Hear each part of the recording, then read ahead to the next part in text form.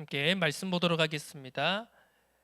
함께 보실 하나님의 말씀 신약성경 마태복음 17장 1절에서 8절까지의 말씀입니다.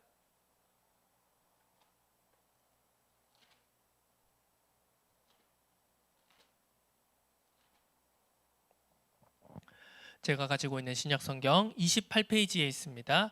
마태복음 17장 1절에서 8절까지의 말씀입니다.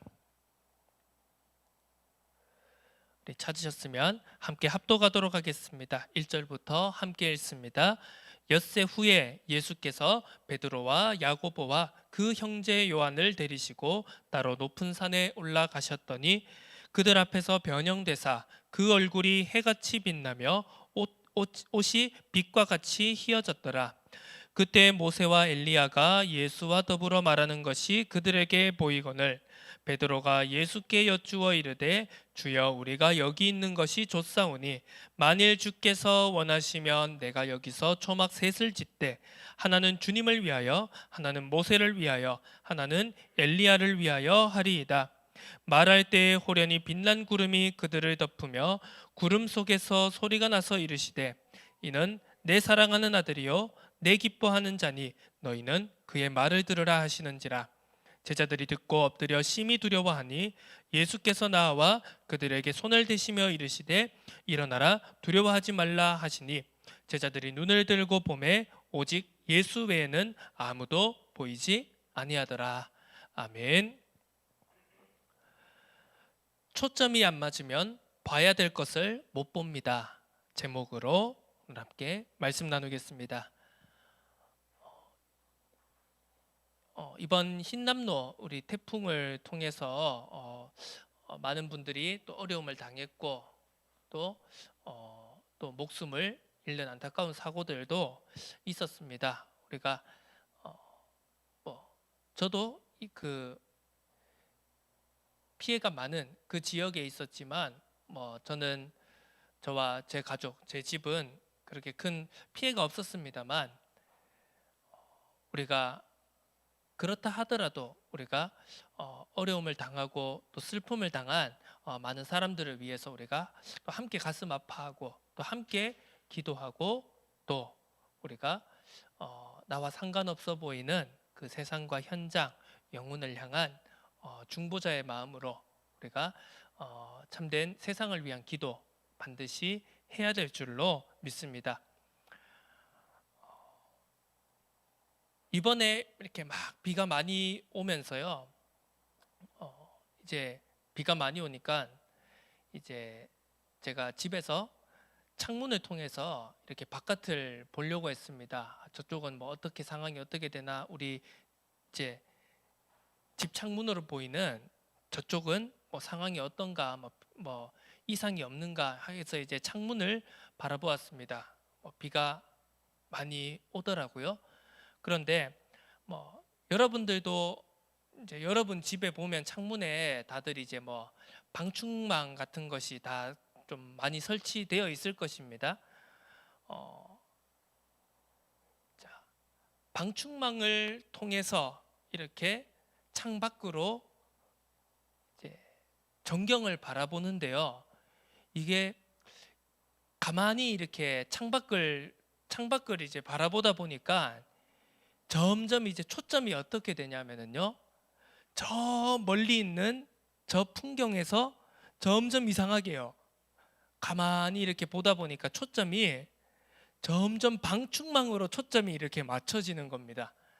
여러분들도 다 그렇게 한번 경험해 보셨는지는 모르겠는데 이게 저 멀리를 바라보다가 점점 이렇게 방충망으로 초점이 맞춰지기 시작하면 어떻게 됩니까?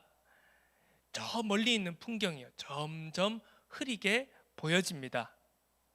그러면서 방충망에 그 십자로 된 그런 이제 격자 무늬가요. 굉장히 내 눈앞에 또렷하게 보이게 되죠. 신기합니다. 참 우리의 눈이라는 것이 우리의 몸이라는 것이 참 신기한데요. 저 멀리 초점을 두고 바라볼 때는 그 방충망이 별로 나에게 이제 내가 저 먼 풍경을 바라보는 것에 그 방충망이요 그렇게 큰 장애물이 되지 않았습니다.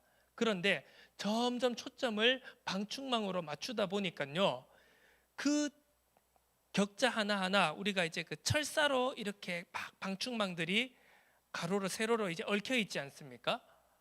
야, 그 가는 철사 하나하나가요, 어찌나 굵고 어찌나 크게 보이는지요. 저 멀리 있는, 저 너머에 있는 방충망 창문 너머에 있는 풍경이요, 전혀 보이지가 않고 분간되지도 식별되지도 않는 것을 이번에 또 한 번 더 경험하게 되었습니다. 오늘 제가 왜 이런 이야기를 서론으로 이야기하는지를 오늘 우리가 말씀을 나누면서 함께 생각해 보았으면 좋겠습니다. 지난주 우리가 마태복음 16장 우리 초반부에 이 예수님의 누룩 비유와 이제 그에 따른 이제 말씀들 우리가 함께 나누었습니다. 그러면서 뒤이은 마태복음의 내용은 우리가 너무나도 잘 알고 있는, 모를 수가 없는 마태복음 16장 13절에서 19절에 바로 베드로가 제자들을 대표하여서 주는 그리스도시요 살아계신 하나님의 아들이십니다 라는 시대적인 고백을 통하여서 바로 이 예수가 하나님의 아들이시며 바로 이 예수가 우리의 인간의 세상의 모든 죄와 저주와 사망의 문제를 저주를 해결하실 바로 메시아 그리스도십니다라는 바로 시대적인 전환의 고백이 나오는 장면, 우리가 너무나도 잘 알고 있습니다. 그런데 이 시대적인 어떻게 보면 역사적인 우주적인 고백이 나온 직후에 예수님이 제자들에게 명령하시는 내용 또한 우리가 너무나 잘 알고 있습니다. 마태복음 16장 20절에 보면 이렇게 말씀하고 있죠. 이에 제자들에게 경고하사 자기가 그리스도인 것을 아무에게도 이르지 말라 하시니라. 왜 예수님께서는 이런 시대적인 고백이 나오고 베드로를, 제자들을 칭찬하고 엄청난 축복을 약속하신 말씀에 바로 뒤이어서 제자들에게 경고하시면서 이 일을 본인이 자신이 그리스도인 것을 아무에게도 이르지 말라라고 하셨는가? 마태복음 16장 21절 뒤이어서 바로 예수님께서 이렇게 제자들에게 나타내십니다. 이때로부터 예수 그리스도께서 자기가 예루살렘에 올라가 장로들과 대제사장들과 서기관들에게 많은 고난을 받고 죽임을 당하고 제3일에 살아나야 할 것을 제자들에게 비로소 나타내시니, 비로소 이제 본격적으로 어떻게 보면 이전까지는 예수님의 공생의 사역의 서론 부분이었다고 할 수가 있겠죠. 하지만 이 마태복음 16장 21절부터는 본격적으로 이 마태복음의 사복음서의 마태복음의 내용이 이전과는 완전 180도로 바뀌어지는 장면의 전환을 우리가 살펴볼 수가 있습니다. 이때 처음으로 예수님께서는 제자들에게 자신이 고난당하고 죽을 것을, 죽임을 당할 것을 말씀하셨던 것입니다. 내가 온 것은 세례 요한이 아니라 예레미야가 아니라 엘리야가 아니라 선지자 중에 하나로 온 것이 아니라 바로 내가 온 것은 죽기 위하여서 왔다라는 것을 처음으로 제자들에게 나타내신 것입니다. 그러면서 베드로가 예수님을 만류하고 예수님께서 베드로를 책망하시면서 사도나 뇌 뒤로 물러가라 라는 그런 말씀을 하시는 것을 우리는 살펴볼 수 있습니다. 그 후에 우리가 오늘 읽은 본문 말씀 마태복음 17장의 내용이 나오는 것이죠. 이 일이 있은 후 엿새 후에 지금 예수님께서 3명의 제자들을 따로 데리고 한 산으로 올라가셨다라고 오늘 마태복음 17장 1절에 기록하고 있습니다. 그러면서 2절에 이렇게 나오죠. 그들 앞에서 변형되사 그 얼굴이 해같이 빛나며 옷이 빛과 같이 휘어졌더라. 뭐 우리가 언뜻 상상하기는 힘들지만 이때는 마치 우리가 이제 신학자들과 많은 목사님들의 그런 이제 메시지에 의하면 마치 이 하나님 본체의 영광이 나타난 것이다, 이렇게 이해하고 설명하고 있습니다. 인간의 몸을 입고 이 땅에 오셨지만 연약한 인간의 몸을 입고 죄인된 그 인간 육신의 몸을 입고 이 땅에 오셨지만 그분은 죄가 없으시며 바로 하나님의 아들이시며 그분이 바로 하나님이시다라는 그 사실이 지금 2절을 통해서 나타나고 있는 것입니다. 자, 지금 제자들 3명, 베드로와 요한과 야고보, 이 3명의 제자가 어떻게 보면 지금 하나님의 본체의 영광을, 엄청난 영광을 지금 눈앞에서 목격하고 있었던 것입니다.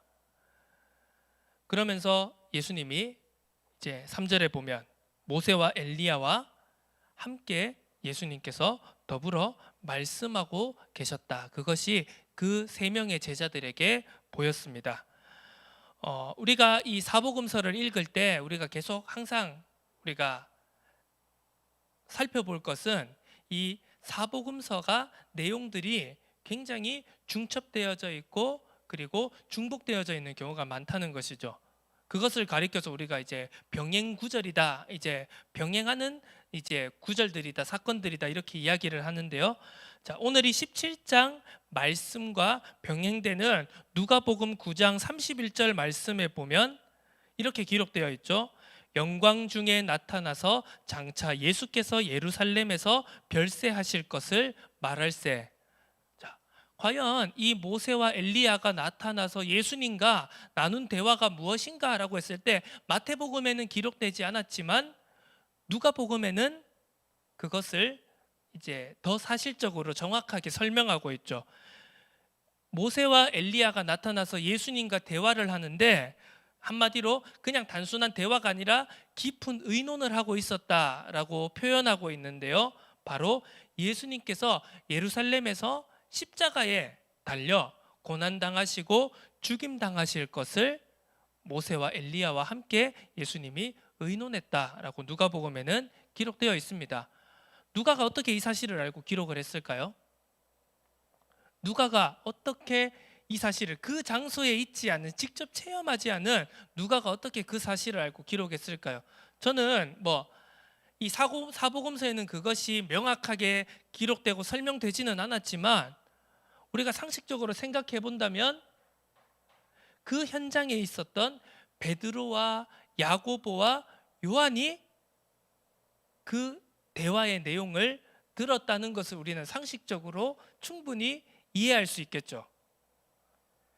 그 베드로와 야고보와 요한이 들은 내용을 이제 다른 제자들에게도 나중에 그 이후에 제자들에게 설명을 하고 증언을 하고 또 그것이 계속 전달이 되어져서 결국은 기록되어진 성경의 형태로 오늘 우리가 말씀을 읽고 있는 것이겠죠. 자, 그 현장에 있는 3명의 제자들이 이 내용을 분명히 들었습니다. 그런데 베드로는 어떻게 했습니까? 4절에 베드로가 예수께 여쭈어 이르되 주여 우리가 여기 있는 것이 좋사오니 만일 주께서 원하시면 내가 여기서 초막 셋을 짓되 하나는 주님을 위하여 하나는 모세를 위하여 하나는 엘리야를 위하여 하리이다. 베드로가 어떻게 보면 지금 엉뚱한 이야기를 하고 있는 것 같습니다.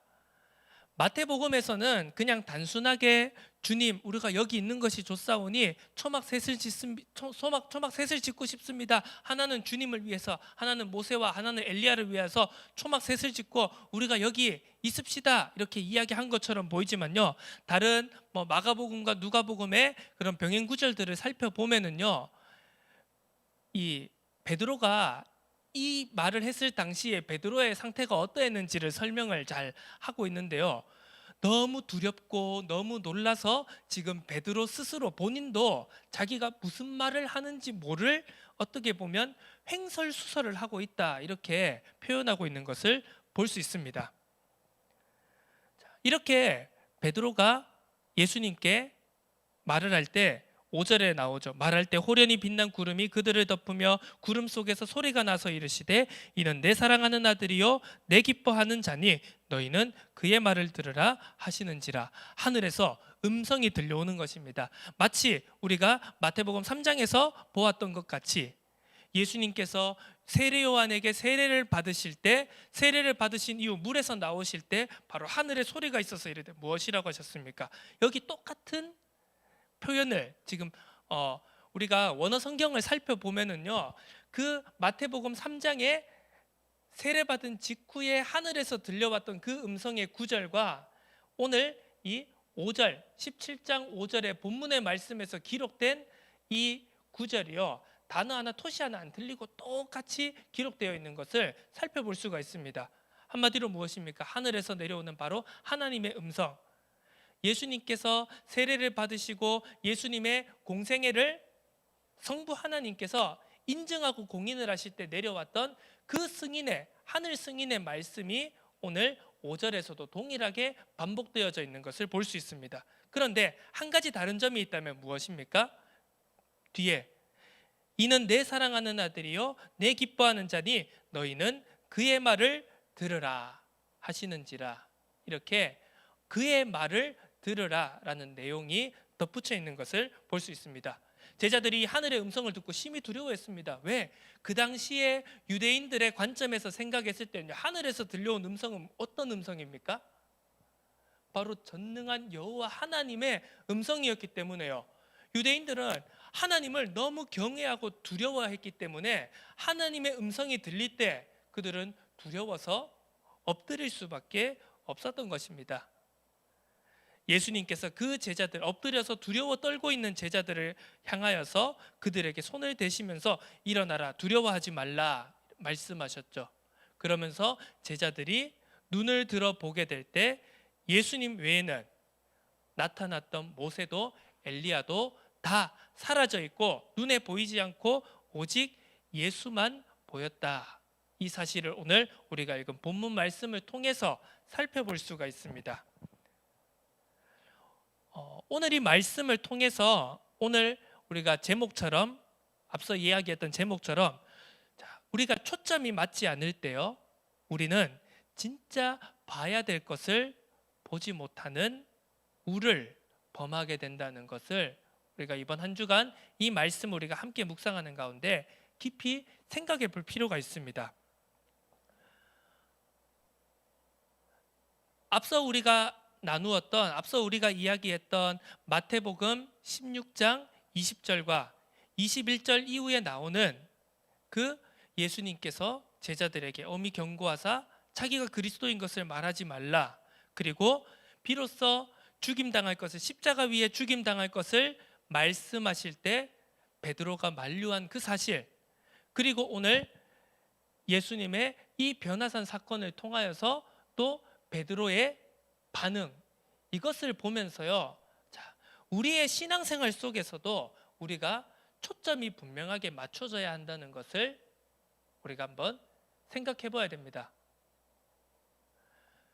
우리가 신앙생활을 하면서 우리가 속기 쉽고 오해하기 쉽고 놓치기 쉬운 것 중에 하나가 뭐냐 하면은요, 마치 우리가 처음으로 예수를 믿기 시작했을 때, 우리가 처음으로 신앙생활을 하기 시작했을 때 우리가 그때 느꼈던 감격과 감사와 기쁨과 그 감정적인, 어떻게 보면 흥분이라고 할까요? 감정적인 흥분은요, 아마 우리가 신앙생활을 하는 가운데 우리가 1년, 2년, 오늘 하루 이틀 신앙생활 하는 것이 아니지 않습니까?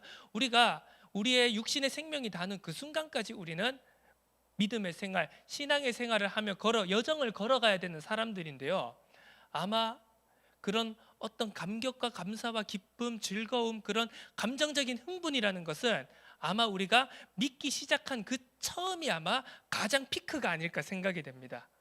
그러면서 어떻게 보면 우리는 감정적으로, 육신적으로, 기분적으로 그런 흥분들이 점점점 가라앉게 되는 것을 우리는 경험하게 됩니다.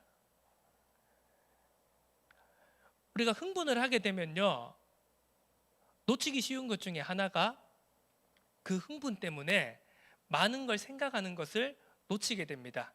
객관적이고 사실적이고 명확한 것을 보기 힘들다는 것이죠. 어떻게 보면 이 주는 그리스도시 살아계신 하나님의 아들이십니다라는 이 베드로의 고백, 그리고 그 제자들의 고백이 어떻게 보면 제자들이 예수님을 따라다닌 그 몇 년, 한 1, 2년간의 시간 동안에 어떻게 보면 그 과정에 있어서는 가장 정점이라고 할 수 있겠죠. 야, 우리가 어떻게 이런 고백을 했지? 정말 하나님의 은혜구나. 정말 저분이 하나님의 아들이시고 하나님이시고 저분이 바로 메시아 그리스도시구나. 엄청난 감격과 기쁨과 흥분이 있었을 것입니다. 야, 보리떡 5개와 물고기 2마리로 5,000명을 먹이시고 떡 7개와 물고기 2마리로 4,000명을 먹이시고 수많은 병자들을 고치시고 저 기세 등등한 바리새인들과 서기관들과 사두개인들을 정말 입 다물게 만드시고, 저 엄청나신 분이, 지금 우리와 함께 하시는 저 엄청나신 분이 바로 메시아시구나. 엄청 기쁘고 놀랍고 또 흥분되었을 것입니다. 그런데 그 뒤에 말씀들을 우리가 쭉 살펴보면 그 흥분과 기쁨과 감정적인 감격은 예수님이 생각하던, 그리고 하나님이 생각하시고 뜻하시던 그 초점과는 좀 맞지 않다라는 것을 우리가 확인할 수 있습니다. 왜냐? 본격적으로 예수님은 이제 본인이 죽임당하실 것을, 죽어야 하실 것을 말씀하셨는데요, 제자들은 거기에 대한 어떻게 보면 준비가 되어 있지 않는 겁니다. 그러니까요, 베드로는 예수님을 만류합니다. 조금 더 정확한 의미를 살펴보면은요, 이렇게 해석하는 신학자들도 있더라고요. 베드로가 예수님을 꾸짖었답니다. 당신 왜 그러십니까? 당신 지금 이스라엘 구원하실 분 아닙니까? 저 로마를 꺾고 저 유대인들, 저 서기관들, 저 제사장들, 지금 저 불의한 자들을 다 심판하시고 이 이스라엘, 하나님의 나라인 이스라엘 땅에 하나님의 의를, 하나님의 심판을, 공의를 실현하실 분이 아니십니까? 그런데 당신이 뭔데 마음대로 죽냐 마냐 하십니까? 어떻게 보면 지금 이렇게 굉장히 강한 어조로 말을 했다, 표현을 했다, 만류를 했다라고 보는 신학자들도 있습니다만, 어찌되었건 중요한 사실은 무엇입니까? 지금 예수님이 드디어 밝히신 하나님의 뜻과 하나님의 초점과 제자들의 초점이 아직 정확하게 일치하지 않았다는 사실입니다. 제가 앞서 그 창문의 방충망 이야기를 했습니다. 멀리 바라보면은요, 그 방충망은요, 먼 풍경을 바라보는데 아무런 문제가 되지 않습니다만, 초점이 점점 방충망으로 맞추어지는 순간요, 그 앞에 있는 정말 찬란하고 아름다운 풍경들은요, 하나도 보이지 않습니다. 우리가 속지 말아야 될 부분, 우리가 착각하지 말아야 될 부분은요, 자, 이 제자들의 이 수준 또한 예수님은 인정하고 이해하셨다라는 사실을 우리가 알 필요가 있습니다. 우리가 이제 지난주 누룩 이야기 때도 말씀 나누었듯이, 예수님이 정말 제자들을 책망하고 그냥 혼낼 목적이었다면은요, 예수님께서 그렇게까지 비유로 설명 안 하시고 안타까워 하시면서 다시 풀어 설명하시고 비유를 풀어 설명하시고 그러지 않았겠죠. 야, 이 가망 없는 것들아, 너희들이랑 도저히 상종 못하겠다. 야, 니들이 무슨 내 제자냐? 예수님께서는 그렇지 않으셨다는 것이죠. 순간순간 육신의 환경과 현실과 갈등에 예수님과 살아계신 하나님이시며 하나님의 아들이신 메시아 예수 그리스도와 함께 있으면서도 계속해서 지금 눈앞에 현실과 문제를 먼저 바라보고 몰두하는 제자들을요, 끝까지 인내하시고 참으시면서 사랑하시면서 그들이 한 단계 한 단계 성장할 수 있도록, 자, 오늘 제목과 오늘 주제대로 설명을 하자면요, 그들의 정말 근시안적인 바로 앞만을 보는, 그래서 정작 먼 곳을 하나님의 높으시고 깊으시고 넓으신 그 뜻을, 그 초점을 바라보지 못하는 제자들을 향하여서 끊임없이 인내하시고 끊임없이 사랑하시면서 그들의 초점이 점점 더 하나님이 보시는 초점을 향하여서 맞추어질 수 있도록 제자들을 기르시고 제자들과 함께 하셨다는 사실을 우리가 볼 수 있습니다. 우리가 그렇죠, 가장 어떻게 보면 정점일 수 있는 우리의 신앙의 초기에 그 감격과 기쁨과 흥분이요, 점점 떨어지기 시작할 때가 언제입니까? 내 신앙에 갈등이 생기는 큰 지점 중에 하나가 어디입니까? 바로 내게 주어지는 신앙생활에 많은 상황들이요, 내가 생각한 것과 내 초점과 어긋나기 시작할 때 우리는 갈등이 보통 시작되게 됩니다. 야, 내가 생각한 신앙생활은 이게 아닌데, 야, 내가 알고 있었던 신앙생활, 내가 알고 있었던 예수님을, 하나님을 믿는다, 교회 다닌다는 것은 이게 아니었는데 왜 자꾸 이렇게 내 생각과 내 초점과 안 맞는 상황들이 계속 오는 것이지? 여기에서부터 갈등이 시작되는 것입니다. 뭐 대표적으로는 건강의 문제라든지 경제적인 어려움이라든지 여러 가지 힘들고 어렵고 이해가 되지 않는 문제들이 찾아올 때 우리는 그런 갈등들을 겪게 됩니다. 자, 우리에게 문제가 온다, 우리에게 어려움이 온다, 우리에게 이해가 안 되는 신앙생활 속의 상황들이 우리에게 찾아온다라는 것은 하나님이 틀렸다는 것이 아니라, 우리가 믿고 있는 이 믿음이 틀렸다는 것이 아니라, 내가 지금 맞추고 보고 있는 초점이 틀리다라는 것을, 다르다라는 것을 우리는 분명히 생각해야 됩니다.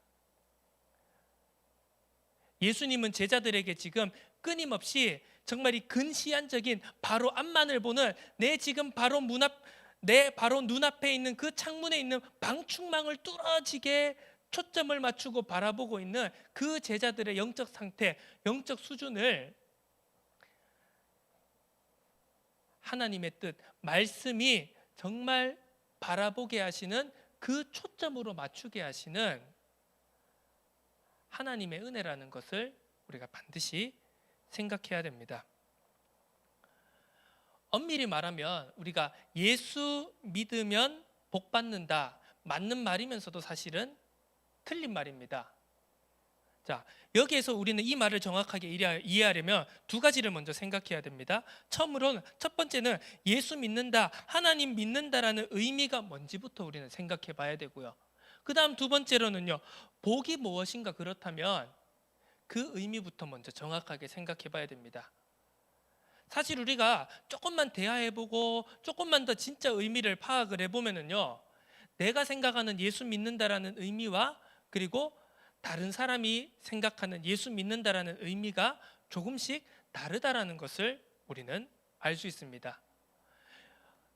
성경에서 말하는 복을 어떤 사람이 받아들이는 복의 의미와 다른 사람이 받아들이는 복의 의미가 다를 수가 있다는 것이죠.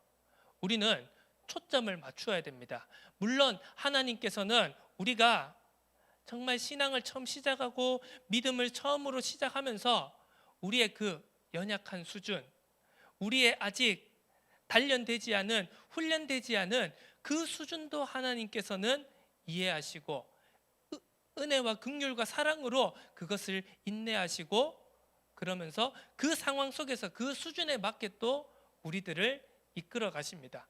하지만 언제나 그 수준에 머물도록 하나님은 우리를 두시지 않는다는 것 또한 우리들은 반드시 기억해야 됩니다. 매 순간순간 과정 속에 단계 속에서 어떻게 보면 하나님은 우리에게 오늘 예수님께서 제자들에게 선언하셨던 그 마태복음 16장 21절의 상황처럼요, 우리가 받아들이기 힘든 내가 이때까지 생각했던과는 전혀 다른 초점의 말씀을 던져주실 때가, 그 시간표가 우리에게 분명히 온다는 것입니다. 오늘 마태복음 17장의 말씀도 마찬가지입니다. 이 마태복음 17장에 분명 예수님께서는 모세와 엘리야와 더불어 예수님의 십자가 고난, 죽음에 대해서 의논하고 계셨지만 그 의미와 그 초점을 정확하게 잡지 못한 베드로는 또 전혀 엉뚱한 자기 자신의 기준에 반응을 하고 있는 것을 우리는 볼 수 있습니다. 장막에는요, 초막에는 여러 가지 의미가 있겠습니다만 우리가 그냥 표면적으로 우리가 한번 이해를 해보자면, 여기 있는 것이 좋사오니, 한마디로 무엇입니까?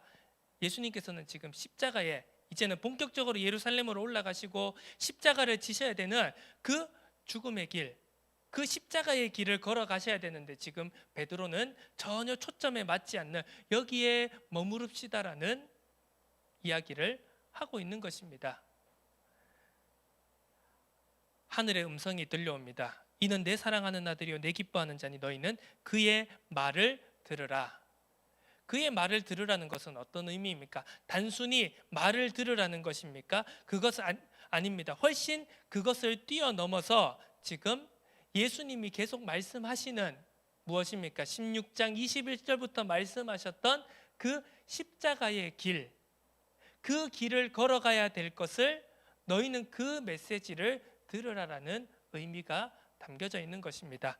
오늘 말씀을 정리하도록 하겠습니다. 제자들이 눈을 들고 보게 될 때 오직 예수 외에는 아무것도 보이지 않았습니다. 구약 성경을 통하여서 수도 없이 수많은 선지자들을, 수많은 예언자들을 통하여서 말씀하셨던 하나님의 말씀은 예수 그리스도를 통하여서 결론이 맺어졌습니다. 그 수많은 예표와 수많은 그림자들은 비로소 본체이신 예수 그리스도를 통하여서 완성되어졌습니다. 그렇다면 무엇입니까? 더 이상 우리는 그림자에 초점을 맞출 필요가 없다는 것입니다. 유대인들, 바리새인들과 서기관들은 어땠습니까? 사두개인들은 어땠습니까? 결국 초점이 맞지 않은 자들이었습니다. 그들 또한 하나님을 사랑한다라고 분명히 말했습니다. 우리는 하나님의 택한 받은 백성이고 선민이고 이스라엘은 하나님의 나라라는 것을 그들도 알고 붙잡았습니다. 하지만 무엇입니까? 결국 초점이 맞지 않았습니다. 율법주의라는, 세속주의라는 잘못된 초점에 맞추어져서 결국은 하나님의 백성에게 말씀하시고 보여주시고자 한 그 하나님의 뜻을 보지 못했던 것입니다. 희미하다라는 것은요, 결국 아무것도 안 보이는 것입니다. 결국 바리새인들과 사두개인들과 서기관들, 그 하나님의 말씀을 초점을 제대로 맞추지 못한 유대인들은요, 어떻게 보면 평생 눈앞에 있는 방충망만 보고 그 너머에 있는 정말 그 쫙 펼쳐져 있는 아름다운 광경들은 보지 못한 안타까운 사람들이라는 것을 우리는 알 수 있습니다. 우리는요, 우리 앞에 수많은 그런 것이 있을 것입니다. 세례 요한과 같은 것들, 엘리야와 같은 것들, 예레미야 같은 것들, 선지자들과 같은 것들, 그리고 예수님을 랍비요, 좋은 선생이요, 좋은 교훈과 가르침을 내 인생에 좋은 것을 줄 수 있는 선생님 정도로 아는 그 정도의 초점으로는 우리는 아무리 열심히 신앙생활하고 아무리 하나님의 말씀을 읽어도 우리는 그 하나님의 뜻을 제대로 맞출 수가 없다는 것입니다. 간단합니다. 내 인생의, 내 시간표 속에 중요한 단계 속에 우리에게 갈등과 문제가 온다, 고민이 생긴다.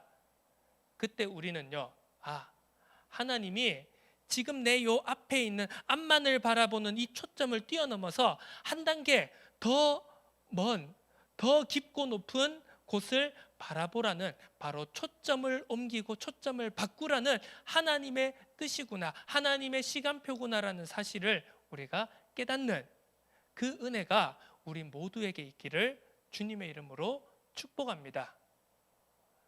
우리는요, 다 연약합니다. 우리는요 다 훈련 받아야 되고 항상 말하지 않습니까? 우리식의 표현대로라면 공사 중. 우리는 항상 공사 중입니다.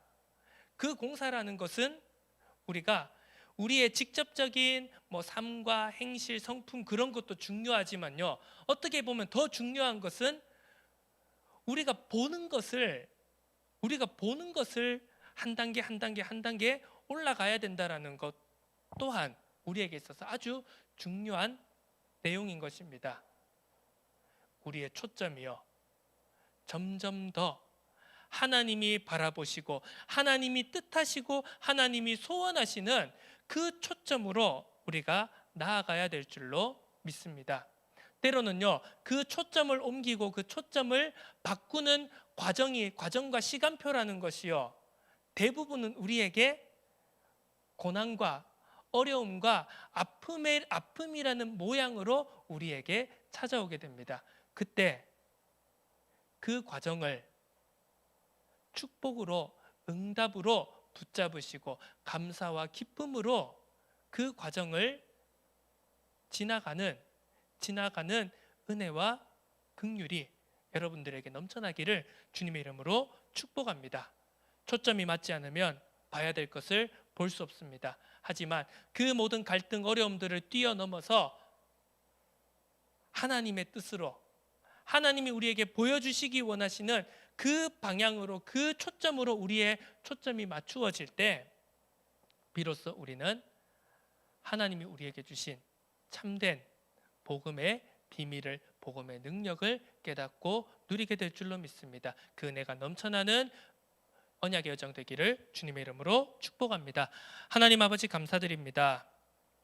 봐야 될 것을 볼 수 있도록 우리의 근시안적인 시야가 정말 바로 앞만을 바라보는 눈에 보이는 것만을 육신의 것만을 바라보는 우리의 초점이 더 먼 곳으로 더 앞으로 하나님이 바라보시는 그 방향과 그 초점으로 우리의 초점이 한 단계 나아가는 그러한 언약의 여정이 되도록 축복하여 주옵소서. 감사드립니다. 살아계신 예수 그리스도의 이름으로 기도드립니다. 아멘.